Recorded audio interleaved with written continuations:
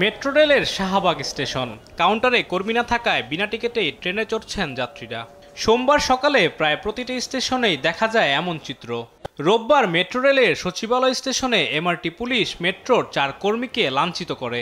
এর প্রতিবাদে 6 দফা দাবিতে কর্মবিরতির ডাক দেয় কর্মীরা। এতে বন্ধ ছিল টিকিট বিক্রির কার্যক্রম। যাত্রীরা বলছেন টিকিট চেকিং মেশিন কার্যকর না থাকায় বিনা টিকিটে ভ্রমণ করছেন তারা। আজকের অবিশ্বাস্য যে আমার এটা টাচ করতে হলো না বা টাকা কাটা গেল না, বা ওখানে গেলে এদিকে আবার লিফট বন্ধ। যেখানে টিকিট না কাটলে তো আপনার ওই পাশে গিয়ে আমাকে আটকাবে। ওনারা বললেন যে না, ওই পাশে ওপেন আছে, আপনি চলে যান। দুজন কর্মচারী ছিলেন, ওনারা তাই বললেন। না, এটা তো ভালো, এখন ফিরে যাইতেছে, এটা ভালো না। যে টিকিট কাটবো সেই টিকিটের সেন্টারে কেউ নাই, প্লাস এখানের এই যে এন্ট্রি এটার মধ্যেও কেউ নেই। সবাই বলে যে এমনি ভ্রমণ করা যাচ্ছে। আমার ফ্রেন্ডদেরকে আমি বলছিলাম আজকে তোরা ট্রাই করিস যে টিকিট ছাড়া আসতে পারিস কিনা। তবে কয়েক ঘন্টা পর বদলে যায় চিত্র। চালু করা হয় টিকিট কাউন্টার ও স্বয়ংক্রিয় টিকিট ভেন্ডিং মেশিন। কর্তৃপক্ষের আশ্বাসে সকাল 10টা থেকে স্বাভাবিক হয় সব কার্যক্রম।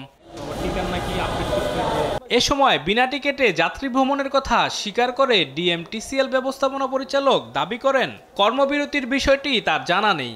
কালকে ইন্টারনালি একটু আমাদের নিজস্ব কিছু হয়েছিল, একটা ইনসিডেন্ট হয়, ওটার পরিপ্রেক্ষিতে আমরা রাত্রে 12টা 1টা পর্যন্ত ছিলাম এখানে। কার কর্মবিরতি বা অন্য কিছু জানানো হয় নাই।